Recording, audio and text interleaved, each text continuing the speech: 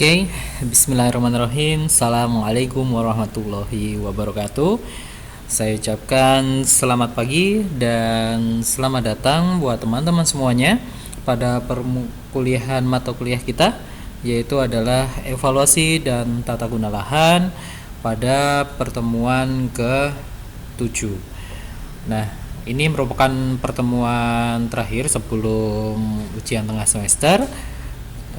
Dan jika pada pertemuan sebelumnya kita mempelajari mengenai klasifikasi kesesuaian lahan menurut sistem USDA dan bagaimana mengenai penghargatannya atau penilaiannya. Nah, untuk pertemuan kali ini kita akan membahas mengenai klasifikasi kesesuaian lahan menurut sistem dari FAO itu sendiri. Dan masih bersama saya Tangguh Prakoso.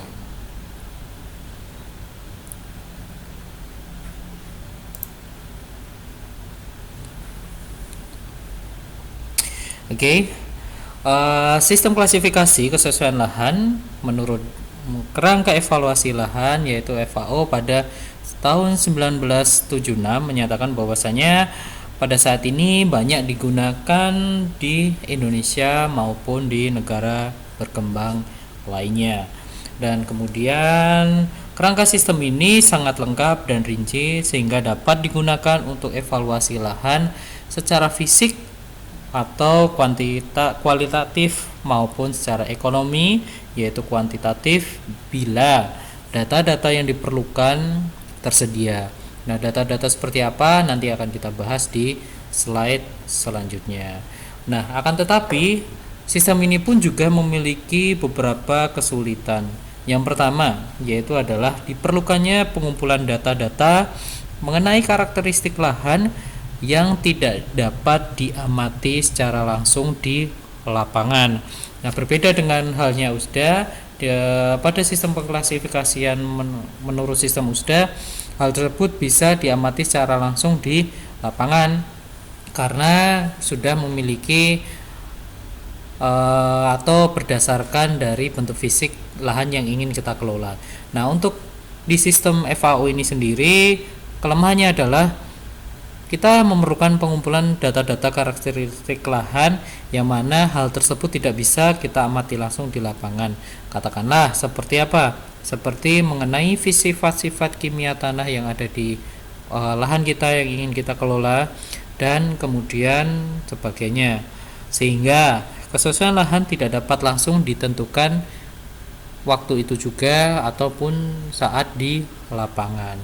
Untuk yang kedua, belum adanya pembakuan data seperti yang ada di sistem USDA, pembakuan data ataupun penghargaan terhadap jenis-jenis kualitas dan karakteristik lahan yang perlu dievaluasi. Berikut penghargaannya untuk masing-masing tipe dari penggunaan lahan yang ingin kita kelola. Nah, walaupun demikian, kerangka sistem ini sangat lengkap dan rinci yang seperti yang saya bahas pada slide sebelumnya. Nah, dalam kerangka sistem klasifikasi menurut FAO ini sendiri sebenarnya sudah sempat kita singgung juga pada pertemuan ke-3. Nah, di mana sistem klasifikasi menurut FAO ini sendiri dibagi menjadi 4 kategori. Yang pertama itu adalah ordo, di mana hal tersebut menunjukkan apakah suatu lahan sesuai atau tidak sesuai untuk penggunaan lahan tertentu yang ingin kita gunakan. Berikutnya adalah di kelas. Nah, kelas ini menunjukkan tingkat kesesuaian dari suatu lahan. Kemudian kita lanjut yang ketiga, yaitu adalah menunjukkan jenis pembatas atau subkelas, yaitu menunjukkan jenis pembatas atau macam perbaikan yang harus dijalankan dalam masing-masing kelas tersebut. Untuk yang berikutnya adalah unit. Nah, unit ini adalah menunjukkan perbedaan-perbedaan besarnya faktor penghambat yang berpengaruh dalam pengelolaan suatu subkelas ini tadi. Nah, di sini di FAO jika di USDA hanya dibagi menjadi 3 kategori, yaitu adalah ordo, adalah kelas, subkelas, dan unit. Nah, bedanya di FAO ini dibagi menjadi 4 kategori, yaitu ordo, kelas, subkelas, dan unit. Sehingga pembedanya adalah di bagian ordonya ini. Di FAO ada, di USDA tidak ada. Oke, kita lanjut. Nah, di sini kesesuaian lahan kita langsung menuju pada tingkat ordo. Nah, pada tingkat ordo ini ditunjukkan apakah suatu lahan sesuai atau tidak sesuai untuk suatu jenis penggunaan lahan tertentu. Maka pada tingkat lahan ordo ini dibagi menjadi dua, yaitu adalah ordo S atau ordo sesuai. Yang berikutnya adalah ordo N atau tidak sesuai, atau kemarin kita sebut dengan suitable dan non suitable, seperti itu.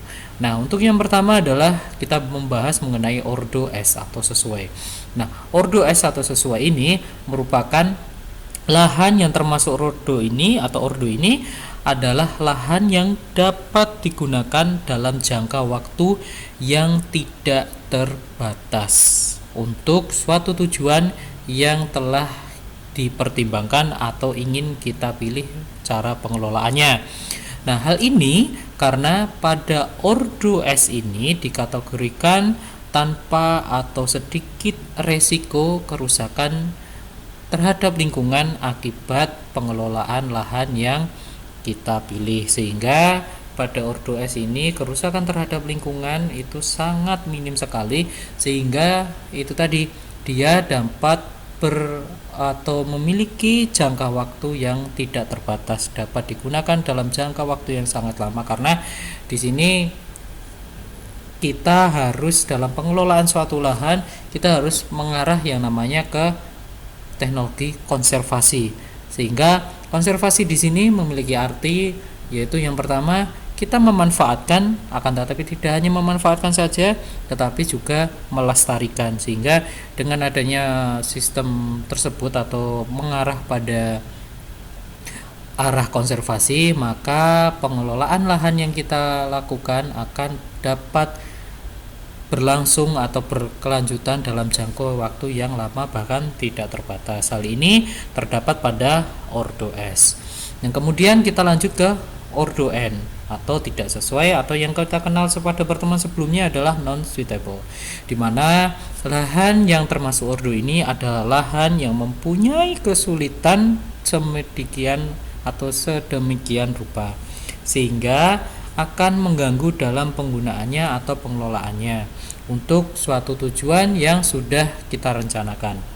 Hal ini juga dapat digolongkan sebagai tidak sesuai untuk digunakan bagi usaha pertanian karena berbagai penghambat atau faktor penghambat yang terdapat pada lahan tersebut, baik secara fisik seperti lereng yang sangat curam, berbatu, atau dan lain-lainnya, atau secara ekonomi seperti keuntungan yang didapatkan lebih sedikit daripada pengeluaran yang dikeluarkan, sehingga hal tersebut akan mengalami yang namanya kerugian. Nah, kemudian dari kedua ordo ini maka secara tingkat kelas dibagi menjadi 5, di mana pada ordo sesuai dibagi menjadi 3 tingkat kelas, yaitu adalah S1, S2, S3. Kemudian pada tingkat tidak sesuai di tingkat kelas ya dibagi menjadi 2, yaitu N1 dan N2. Nah, S1, S2, S3, N1, N2 sebenarnya sudah kita pelajari juga, tetapi kita akan membahasnya kembali. Nah, di sini teman-teman bisa melihatnya kesesuaian pada tingkat lahan tingkat kelas di sini dibagi menjadi 5 kategori, di mana S1, S2, S3 hal tersebut termasuk dalam ordo S atau sesuai, yang kemudian dilanjutkan pada N1 dan N2 yang mana termasuk pada ordo tidak sesuai atau non suitable. Kita masuk pada ordo yang pertama yaitu kelas pertama yaitu kelas S1. Nah, pada kelas S1 ini disebut dengan sangat sesuai atau highly suitable, di mana lahan tidak mempunyai pembatas yang besar untuk pengelolaan yang ingin kita lakukan, atau kalaupun memiliki faktor pembatas maka faktor tersebut tidak akan berpengaruh nyata terhadap sistem pengelolaan yang kita lakukan. Katakanlah kita menanam suatu tanaman di lahan kita. Nah, faktor pembatas tersebut tidak mempengaruhi atau tidak berpengaruh terhadap produksi ataupun tidak menyebabkan atau meningkatkan masukan atau input yang telah biasanya kita berikan. Jadi akan lebih menguntungkan. Yang berikutnya pada ordo S2. Nah, ordo S2 ini biasa kita kenal dengan cukup sesuai atau moderately suitable, di mana lahan mulai memiliki faktor pembatas yang agak besar untuk mempertahankan tingkat pengelolaan yang kita terapkan atau untuk mempertahankan kualitas, baik itu bisa masuk pada hal yang produksi ataupun pengeluaran yang kita keluarkan.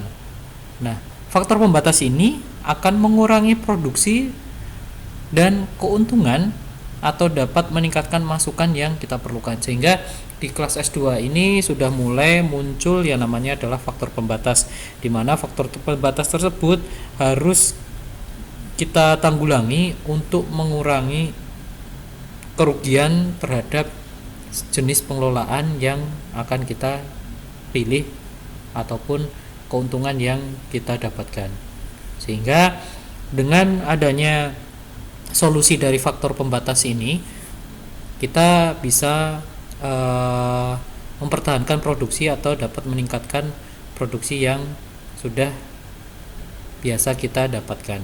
Nah, yang berikutnya di kelas S3 yaitu adalah sesuai marginal atau marginally suitable, di mana lahan ini memiliki faktor pembatas-pembatas yang lebih besar dibandingkan S1 maupun di S2, sehingga perlu usaha yang lebih dalam pengelolaan yang harus diterapkan terkait dengan menanggulangi faktor-faktor pembatas yang nantinya dapat mengurangi produksi maupun keuntungan yang kita dapatkan, sehingga faktor pembatas pada S3 ini memiliki tingkat yang lebih besar atau lebih berat dibandingkan S2 maupun di S1. Nah, kemudian kita masuk ke ordo non sesuai, tadi dibagi menjadi dua kelas, yaitu N1, di mana N1 ini juga disebut dengan tidak sesuai pada saat ini atau currently not suitable, di mana memiliki arti bahwasanya lahan mempunyai faktor pembatas yang memang lebih besar dibandingkan dengan faktor-faktor di S3, S2 maupun di S1 tadi. Nah, akan tetapi faktor pembatas tersebut masih dapat dimungkinkan untuk dapat diatasi atau diperbaiki, akan tetapi harus dengan modal yang besar atau memiliki dana yang besar untuk menanggulangi faktor pembatas yang ada. Dan hal ini juga erat hubungannya dengan teknologi yang diterapkan pada lahan ini untuk menanggulangi faktor pembatas, sehingga diperlukan pemutakhiran teknologi untuk bisa menjadi solusi dari faktor pembatas yang ada di lahan yang termasuk di N1 ini. Sehingga seringkali permasalahannya adalah teknologi untuk dapat mengurangi faktor pembatas pada lahan N1 ini belum ditemukan. Nah, sehingga perlu adanya modal yang besar untuk melakukan penelitian terkait mencari solusi guna memperbaiki faktor pembatas yang berat pada N1. Nah, berikutnya adalah, sebelumnya di N1 ini termasuk pada ketika kemarin kita bahas di perkuliahan mengenai materi di USDA, saya menyebutkan bahwasanya lahan pasir khususnya di pesisir pantai, sebenarnya hal tersebut tidak bisa dimanfaatkan atau kita manfaatkan sebagai usaha pertanian di lahan tersebut. Nah, akan tetapi seiringnya waktu dan semakin berkembangnya teknologi khususnya pertanian, maka untuk sekarang mulai dikembangkan yaitu adalah penanaman pada atau pembudidayaan khususnya bisa sayuran ataupun dan lainnya pada lahan pasir pantai tersebut. Nah, hal ini juga termasuk di N1, sehingga perlu adanya penelitian dengan yang modal tidak sedikit tadi untuk dapat mengurangi atau menanggulangi faktor pembatas tersebut. Nah, kemudian yang terakhir adalah di N2. Nah, di mana N2 ini disebut dengan tidak sesuai untuk selamanya atau permanently not suitable, karena hal ini atau lahan ini memiliki pembatas yang bersifat permanen, sehingga tidak atau sangat tidak dimungkinkan untuk penggunaan lahan yang lestari maupun jangka panjang. Berikutnya kita masuk ke sesuaian lahan pada tingkat subklas, di mana subklas ini mencerminkan jenis pembatas atau macam perbaikan yang diperlukan dalam kelas tersebut.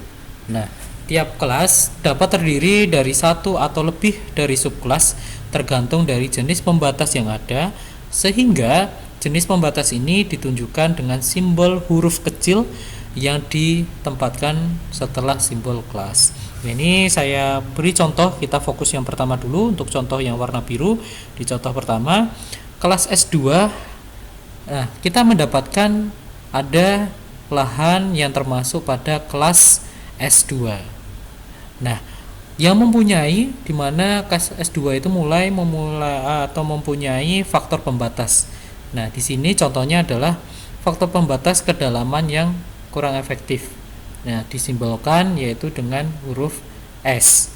Nah, dapat menjadi subkelasnya yaitu adalah di S2S, di mana memiliki arti yaitu lahan tersebut termasuk pada S2 dengan faktor pembatas yaitu adalah kedalaman dari tanah itu sendiri atau kedalaman dari perakaran. Nah, kemudian kita ke yang tengah. Nah, dalam satu subkelas dapat mempunyai 1, 2, atau paling banyak adalah 3 simbol pembatas, di mana penulisan dimulai dari faktor pembatas yang paling dominan. Nah, saya ambil contoh yaitu adalah di kelas atau lambang simbol S2TS. Nah, ini artinya apa? Nah, di sini memiliki arti bahwasanya pada kelas S2, yaitu di lambangan S2 ini, dia termasuk lahan yang termasuk pada lahan ordo S kelas S2, di mana mempunyai faktor pembatas topografi yang lebih dominan. Kemudian faktor pembatas berikutnya adalah kedalaman efektif yang disimbolkan dengan S, yang merupakan faktor pembatas keduanya. Nah, cara mengurutkan faktor pembatasnya ini antara T dan S itu lebih mana dulu? Nah, itu disesuaikan dengan kemungkinan atau faktor pembatas yang paling dominan itu sendiri. Berarti kalau di sini S2TS berarti faktor pembatas topografi memiliki faktor pembatas yang lebih dominan dibandingkan kedalaman efektif. Nah, itu merupakan salah satu contoh penulisan di subkelas ini. Nah, yang terakhir ini adalah kesesuaian pada tingkat unit, di mana kesesuaian lahan pada tingkat unit ini merupakan pembagian lebih lanjut dari subkelas yang sudah kita bahas tadi, di mana pemberian simbol dalam tingkat unit dilakukan dengan menambahkan angka-angka yang dipisahkan oleh strip dari simbol subkelas. Misalnya S2E strip 1, S3E strip 2, dan sebagainya. Nah, ini unit dalam satu subkelas jumlahnya bisa tidak terbatas, tergantung dari pengevaluasi ataupun dari pemegang kebijakan dalam memilih pengelolaan lahannya itu tadi. Nah, sehingga di sini bisa kita sebutkan bahwasannya ini. Nah, biasanya untuk yang masuk ke unit itu lebih ke ordo yang S, di mana ordo S ini dia masih bisa diusahakan sebagai usaha pengelolaan di bidang pertanian, sedangkan mulai di N sebenarnya sudah tidak cocok untuk pengusahaan bidang pertanian, sehingga unit ini biasanya disertakan di ordo yang di S ini. Nah, ini ada 2 ordo di mana S dan N yaitu sesuai dan tidak sesuai, kemudian dibagi menjadi kelas. Di ordo S itu dibagi menjadi 3 kelas yaitu S1, S2, dan S3, sedangkan pada ordo N atau tidak sesuai dibagi menjadi 2, N1 dan N2. Dimana semakin besar kelasnya ini, semakin menurun juga kualitas dari lahannya. Ketika menurun kualitas dari lahannya, otomatis semakin sedikit juga pilihan pengelolaan lahan yang bisa kita pilih. Nah, kemudian lanjut dari kelas dibagi menjadi subkelas, di mana S2 ini merupakan contoh-contoh saja. Nah, katakanlah S2 itu berarti termasuk di kelas S2. Faktor pembatasnya berupa M ini tadi. Nah, kemudian S2 ini berarti termasuk di kelas S2, faktor pembatasnya adalah E ini. Kemudian S2 ini M sama E, berarti dia yang faktor pembatas yang lebih dominan, yaitu adalah faktor pembatas M dibandingkan dengan faktor pembatas yang kedua, yaitu adalah E. Kemudian unit ini cuma penomoran saja. Kemudian inilah cara atau teman-teman terkait dengan pengklasifikasian lahan pada sistem FAO. Sebenarnya ini sudah kita bahas pada pertemuan awal terkait dengan sistem FAO ini, tetapi kita akan membahas lebih dalam lagi setelah kita mengetahui perbedaan dari klasifikasi kesesuaian lahan, sistem FAO dan sistem USDA.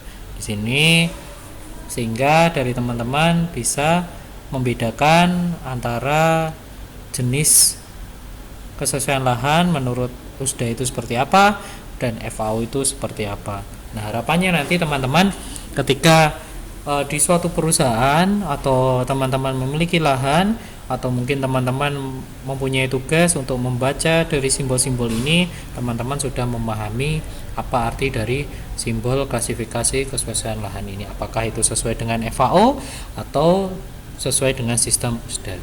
Mungkin itu saja yang bisa saya sampaikan terkait dengan perkuliahan kita kali ini, perkuliahan ke-7. Dan untuk minggu depan kita lanjutkan untuk UTS. Dan terima kasih buat perhatian teman-teman. Jika masih ada yang belum paham dan masih bingung, bisa kita tanyakan atau bisa ditanyakan di forum diskusi yang ada di Sunan sebagai media kita diskusi dan sarana belajar dari teman-teman. Mungkin itu saja. Mohon maaf jika dalam penyampaian saya terlalu cepat ataupun kurang dipahami oleh teman-teman. Semoga apa yang kita pelajari bisa bermanfaat bagi teman-teman untuk kedepannya dan khususnya untuk saya juga. Terima kasih. Bila taufiq wal hidayah. Assalamualaikum warahmatullahi wabarakatuh.